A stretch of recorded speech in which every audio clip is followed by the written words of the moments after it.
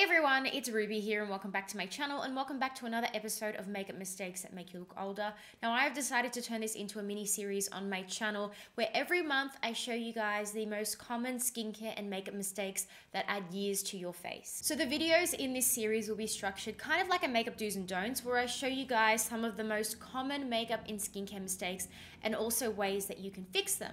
If you are new to my channel, then please hit that subscribe button down below and also hit that notification bell so you can be notified every single time I upload a video.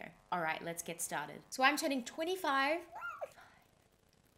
A lot of you guys that watch me are between the ages of 20 and 30. Now, when I hit 20, I started to question when was the right time to start incorporating anti-aging products into my skincare regime. When I have this conversation with my mother, my aunties, older friends, and even you guys, one thing you often say to me is that you wish you started sooner with your anti-aging skincare. So I'm currently using the Olay Total Effects 7-in-1 Day Cream for normal skin. The Olay Total Effects range has always been formulated to help fight the first 7 signs of aging. This is like your entry level into anti-aging skincare. If you do have more of a sensitive skin type, there are gentle formulations available. And if you do want one with an SPF, there are formulations with SPF available as well. I really like this one. No, it does not come with a $100 price tag. It doesn't come in a fancy jar packaging, but it really does work. One thing you'll notice about your skin as you get older, and it's something that I've noticed as well, and it's been very, very confronting. It takes longer for my skin to heal now compared to when I was like 18 and 20. When I get a blemish, when I even get a little scratch on my skin, it takes a lot longer for my skin to heal itself. And the slowing down of my skin's repair cycle is what kind of shocked me into looking at incorporating products into my skincare regime that are anti-aging in my 20s. Because it really does start from now. The Total Effects range has been reformulated. The old formulation, let me tell you, it was brilliant. This new formulation is even better. It's got 50% more vitamin E. It even has vitamin B3 in there, so if you do have dull skin, it's really going to help refresh and brighten your skin. Compared to the old formulation, this one is a little more slippy, so I quite enjoy this underneath my makeup. Sometimes I don't even use a primer. Sometimes I just get away with using this because it does have your glycerin in there. It also has, like I said, your vitamin E. So if you do find that your skin is kind of like slow in repairing itself, the vitamin E should help with that. A lot of men and women don't realize their mistake of just using skincare on their face. What you should be doing is dragging your skincare down onto your neck and onto your chest area. If you have a feel of the skin around your neck, it's actually quite thin, and this part ages first. You can really tell a woman's age or even a man's age by just looking at the skin around their neck. Especially if you do want to continue wearing off the shoulder tops and very low V-neck t-shirts, you want to keep this area looking great for as long as possible. Just think of this area as an extension of your face. So many people just stop at their jaw and they don't apply anything down here. So you really want to make sure that you apply extra product and work it down onto your chest and on your neck area as well.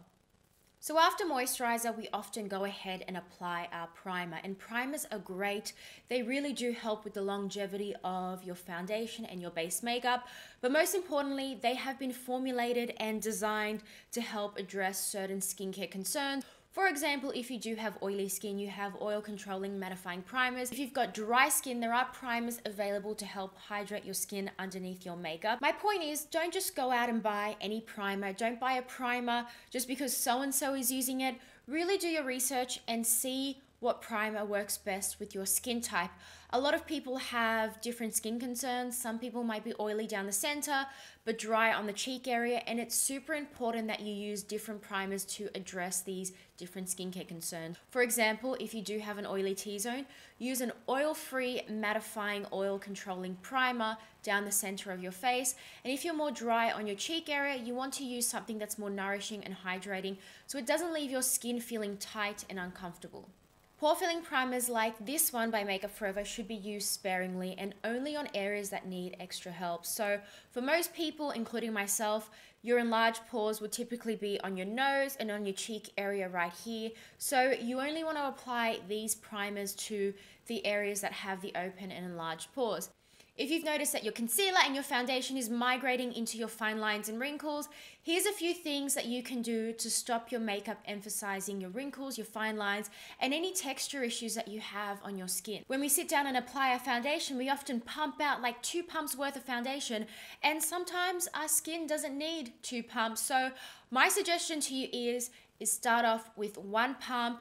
use this one pump and apply it on areas that concern you the most. So apply the foundation on your problem areas first, and then use whatever's left on the back of your hand and on your brush to apply this over other areas on your face, like your forehead.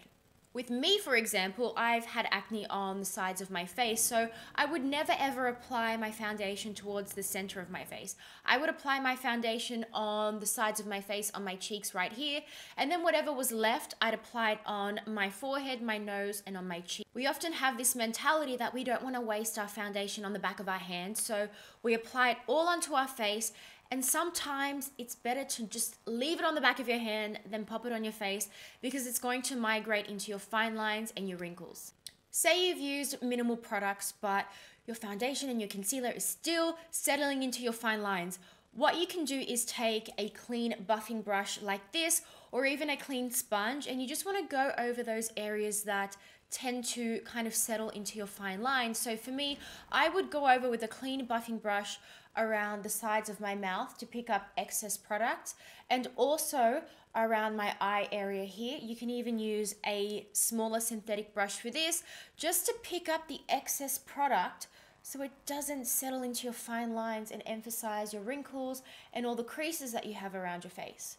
So as you can see, especially around the sides of this synthetic brush, it has picked up some of the excess product that was left on my face that would have otherwise settled into my fine lines and my wrinkles. If you are more mature or you have really, really dry skin, one thing that you need to avoid is powder.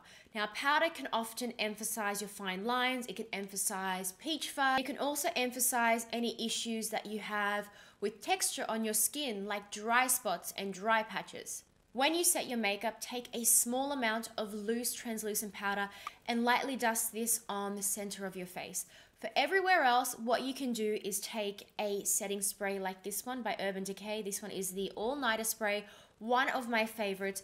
And what you can do is spritz that all over your face, and this will lock your foundation into place without having to use a powder. Let's talk about highlighters and what you can use on the tops of your cheeks to give your face a really nice, luminous, youthful glow.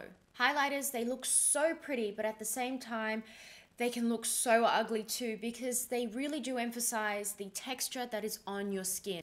Powdered highlights look so pretty when you're young and very fresh and youthful, but as you get older and your skin starts to get drier and you start to mature, these powder highlighters tend to just sit on the surface of your skin, and they emphasize the textural issues that you have on these areas, such as crow's feet or even just enlarged pores. What looks super pretty and flattering on dry and mature skin are cream highlighters and illuminating concealers. One thing that you also need to consider is the size of the glittery pigments. You want to make sure that the glitter is very fine and natural. You don't want something that's too chunky, because this is just going to address any textural issues that you have on the surface of your skin. You want this to you want your highlighter to mimic naturally glowing skin. You don't want to have chunks of glitter just sitting on the surface of your skin. And that's it, guys. I really hope you enjoyed this month's episode of Makeup Mistakes That Make You Look Older. Of course, in these episodes, we will be touching on skincare, because makeup and skincare go hand in hand. I honestly believe that skincare is like 95% of it, and makeup is just the other 5%. That's the frosting, the decoration, like the added juju on top. I have Instagram, Facebook, Snapchat, and Twitter. I will leave my handles on the screen and also down below in the description box. Hit the subscribe button and also that notification bell so you can stay up to date with future videos. Love you guys, and I'll speak to you soon. Bye!